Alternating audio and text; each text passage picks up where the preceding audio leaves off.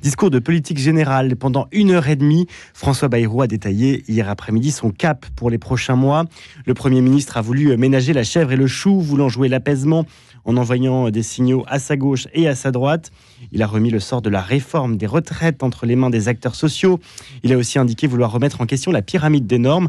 Un geste également envers le monde agricole avec une charge contre l'Office français de la biodiversité. Beaucoup de sujets, Louis Dauphren. Et oui, que nous allons explorer puisque nous sommes un peu conduits à faire l'exégèse du discours de politique générale de François Bayrou avec notre invité ce matin qui, de surcroît, représente son gouvernement. Bonjour Françoise Gatel. Bonjour. Vous êtes ministre déléguée chargée de la ruralité. Merci beaucoup d'avoir accepté notre invitation. Sénatrice, vous avez été présidente de l'association des petites cités de caractère. La motion de censure sera débattue demain à partir de 15h et mise en vote à 17h30, annonce de Yael Braun-Pivet ce matin. Jusqu'à quand serez-vous ministre, Françoise Gatel ? Eh bien, écoutez, je ne le sais pas. Tout est provisoire dans la vie, n'est-ce pas ? Y compris la fonction de ministre. François Bayrou a appelé hier à la stabilité. Ça devient urgent, la stabilité ? Ça devient absolument nécessaire. Depuis le début du mois de janvier, comme beaucoup d'élus, moi je parcours des cérémonies de vœux. Il y a énormément d'assistance à ces vœux et les personnes qu'on y rencontre, les élus disent une seule chose, ça suffit, nous on veut un budget, arrêtez ce qu'ils appellent vos chicailleries, disent les élus locaux, rassemblez-vous. Vous avez des idées différentes, mais rassemblez-vous, il nous faut un budget parce que on sait que les finances de la France sont plus qu'en dérapage et que ce qui se passe ne fait que s'aggraver. Donc moi, je pense que les gens sont loin de ce que j'entends ici ou ailleurs. Est-ce que le discours de François Bayrou va dans la bonne direction selon vous ? C'est un discours de politique, générale. Donc un discours de politique générale donne un esprit, une orientation. Moi, je trouve que ces mots, il a des mots très forts. J'ai beaucoup aimé ce mot de promesse française. François Bayrou, il décrit la réalité de notre pays, les difficultés pour ces 22 millions d'habitants qui composent la ruralité, c'est 88% de nos communes françaises, c'est 10 millions de jeunes de moins de 20 ans dans des communes moyennes et des citoyens qui aujourd'hui se sont aussi un peu déclassés. On a des personnes qui sont en difficulté, des entreprises qui ont besoin de stabilité. Et je trouve qu'il a aussi renvoyé, on en parlera sûrement, par sa proposition sur les retraites, à la responsabilité, au dialogue et à la concertation. Avant de venir sur les retraites, je voudrais évoquer avec vous l'étude des cahiers de doléances des Gilets jaunes. Oui. C'est une annonce qu'il a fait. Oui. C'était pourtant il y a 6 ans, les Gilets jaunes. Est-ce que c'est parce qu'il y a une crainte de la part du gouvernement de voir ressurgir le mouvement des Gilets jaunes à l'aune justement de ce climat politique plutôt chahuté ? Alors, les Gilets jaunes étaient l'expression ou extrêmement visible de l'exaspération de nos concitoyens qui expriment ce sentiment, on n'a pas cessé de le dire, de déclassement, d'abandon et de perte d'espérance. Vous voyez, c'est-à-dire ces gens, ils sentent que le futur s'écrit sans eux. Et que être dans les territoires ruraux, comme on dit dans ma Bretagne, c'est des ploucs qui n'ont pas d'avenir, c'est à côté du monde. Et cette expression qui était extrêmement violente et forte a vraiment nous a tous saisis. Et qu'en même temps, si je puis dire, cette expression ou cette réalité, elle existe depuis longtemps. Enfin, c'est Jacques Chirac qui avait inventé la fracture territoriale. Et on voit bien que la France, quand je dis elle se disperse, c'est-à-dire elle s'éclate en territoires un peu différents, qui ont plus ou moins d'atouts aujourd'hui, qui traversent des périodes très difficiles. Et que François Bayrou, quand il parle de la promesse française, c'est ça. C'est-à-dire, au cœur de notre action politique, il doit y avoir chaque Français, chaque citoyen, quel que soit l'endroit où il habite, son âge, sa situation. Chacun doit avoir une promesse. Enfin, moi, je le dis pour la ruralité, c'est une promesse d'avenir. Mais on a l'impression d'avoir déjà entendu ça avec Michel Barnier. Concrètement, qu'est-ce qu'il y a de nouveau cette fois ? Non, mais que vous l'ayez entendu, la fracture territoriale, vous continuez à en entendre parler parce qu'elle existe profondément. Et qu'il ne faut pas l'oublier. Comment on la résout ? Non, mais il en a parlé, je rappelle, c'est un discours de politique générale. Ensuite, il y a tout un volet, il en a parlé sur l'école, c'est-à-dire il place l'école. Assez peu l'école, hein. Il n'a pas dit grand-chose. Il a quand même dit, ouais, mais il a dit une phrase en disant que l'école était l'essentiel de cette promesse d'espérance. Elisabeth Borne, Mais quand même. Françoise Gatel, on ferme les classes justement dans les territoires ruraux parce que la démographie est déclinante. Donc l'éducation nationale anticipe les fermetures de classes et sur la base d'une démographie déclinante, alors qu'elle en ouvre ailleurs. Non, on doit avoir une méthode différente qui avait été initiée par le plan ruralité, qui est faite dans certains territoires, mais qui n'est pas faite dans d'autres. C'est-à-dire, on a une réalité démographique. La réalité démographique, c'est la baisse de la natalité partout. Et qu'en même temps, je rappelle que depuis quelques années, le gouvernement avait dédoublé des classes, voilà, y compris en ruralité, et qu'aujourd'hui, ce qu'il nous faut faire, et ça commence à être fait, c'est travailler avec les élus, c'est-à-dire il faut que les directeurs d'académie, les recteurs d'académie rencontrent les élus et travaillent avec de la visibilité. On ne peut plus aujourd'hui accepter que c'est en février que le DAZEN, il fait très bien son travail, il appelle le maire, il dit voilà, monsieur le maire, moi je ferme une classe au mois de septembre, et que ça se discute pas. Ça, c'est plus possible. C'est-à-dire, il faut qu'on donne des solutions et des organisations. On a des solutions. En même temps, s'il n'y a pas d'enfants. Oui, mais vous ne pouvez pas. Vous savez, c'est le cercle vertueux.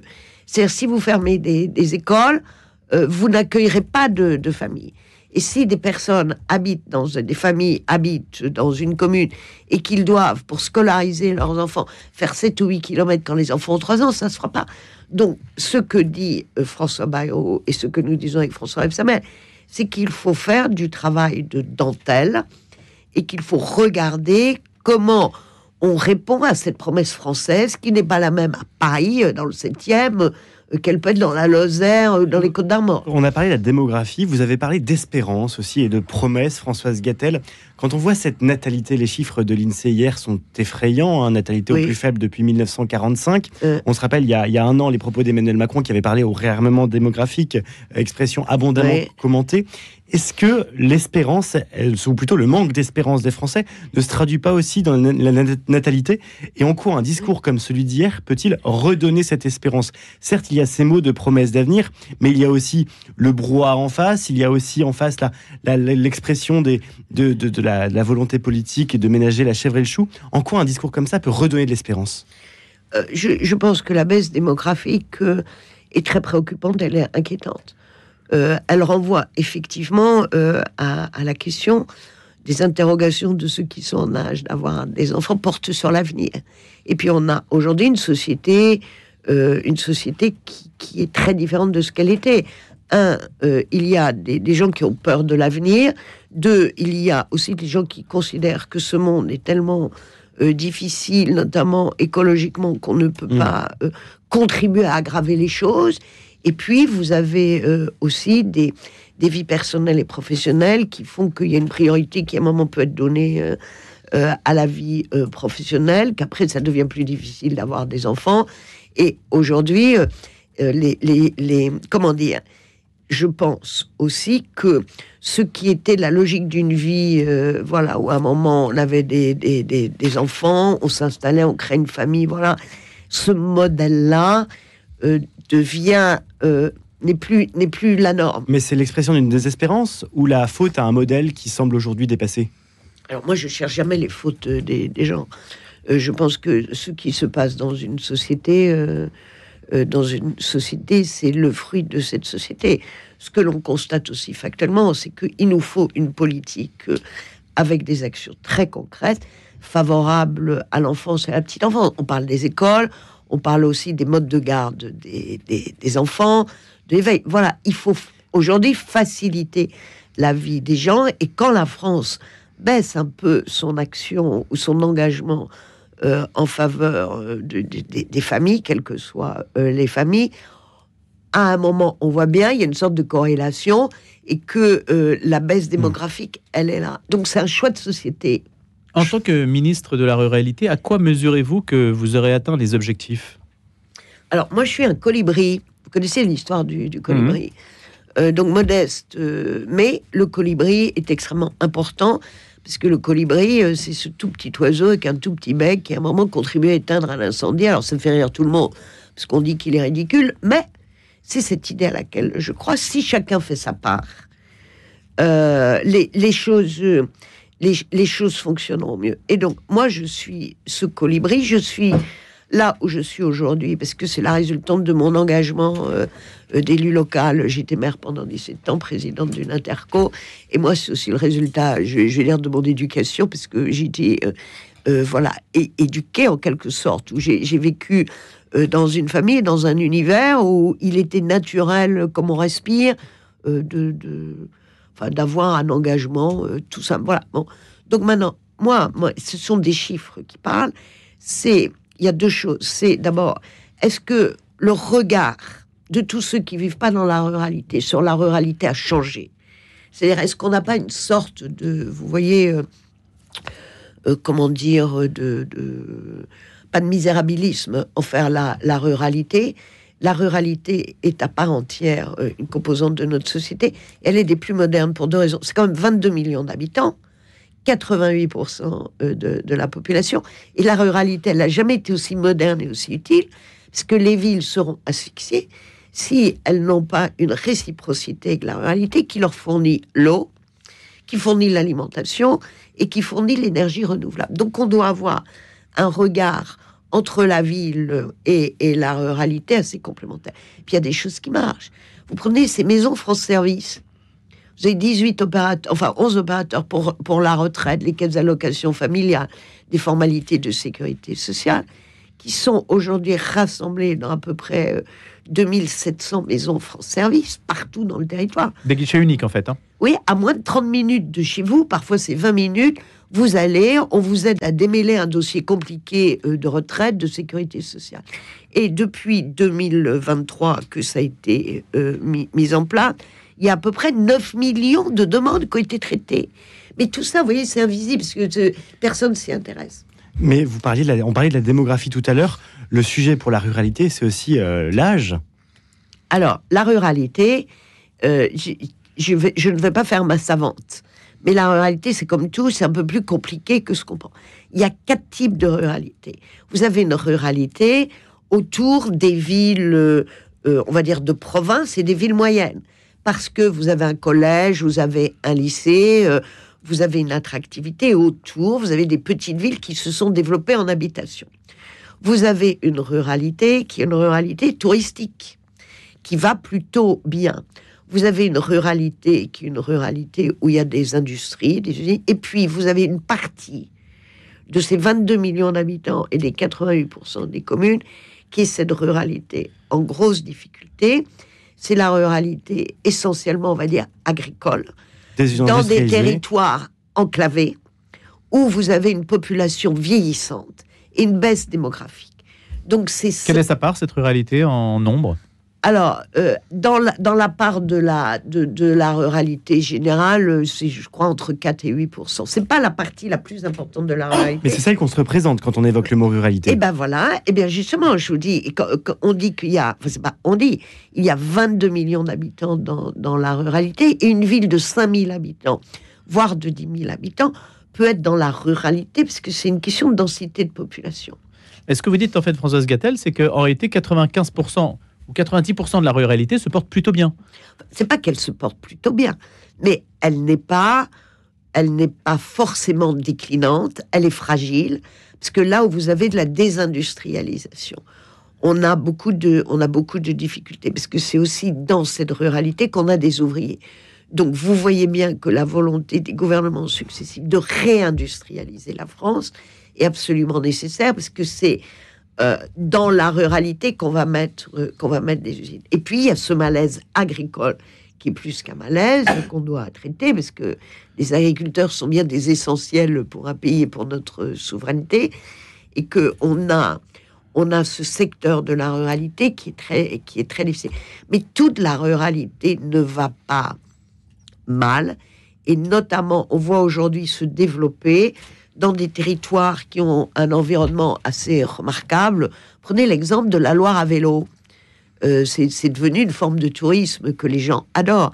Eh bien, ce tourisme à vélo le long de la Loire peut descendre jusque dans la Haute-Loire et faire que vous avez une forme de tourisme tout au long de l'année, un tourisme familial, tranquille, paisible, qui va permettre de rénover de l'habitat, de faire des chambres d'hôtes, et qui va faire vivre des commerces. Donc, la ruralité, elle est aussi en train de se réinventer, parce que il y a quelque chose qu'on a un peu perdu dans notre pays, c'est cette synergie et cette solidarité entre les gens.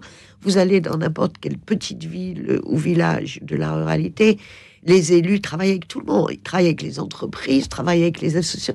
Il faut inventer son présent et inventer son avenir. Et vraiment, moi, je trouve qu'il y a des choses fabuleuses. Ce sont des territoires où on ne renonce pas. C'est compliqué, c'est difficile. Il n'y aura jamais des choses extrêmement dimensionnées. Mais moi, je trouve qu'il faut retrouver le sens du commun, le sens du projet dans un territoire. La vie, elle est là. Est-ce que c'est important qu'il y ait des ministres, peut-être même davantage, qui soient justement issus de la ruralité, issus de ces territoires ? On doit avoir des ministres qui représentent la société dans sa diversité. Mais je pense, vous le regrettiez avant, on avait beaucoup critiqué les précédents gouvernements parce qu'ils étaient trop parisiens ou très parisiens. Mais, je veux dire, le fait d'être parisien ou pas, moi, je n'émets pas de critique là-dessus. Je dis simplement qu'un gouvernement, il gouverne pour toute la France et tous les Français. Ça aide quand on connaît un peu. Moi, il y a des sujets dont moi, je ne parlerai pas parce que je ne connais pas. Et surtout, le fait d'avoir, et vous voyez des élus locaux dans un gouvernement, ce sont des gens qui fabriquent les décisions politiques à partir de la réalité. Et on ne décide pas, nous, on ne pense pas qu'on doit décider depuis Paris de ce qui est bon pour la Lozère ou d'autres territoires. Merci beaucoup Françoise Gatel. Je rappelle que vous êtes ministre déléguée en charge de la ruralité. Vous êtes sénatrice, vous avez été présidente de l'association des petites cités de caractère.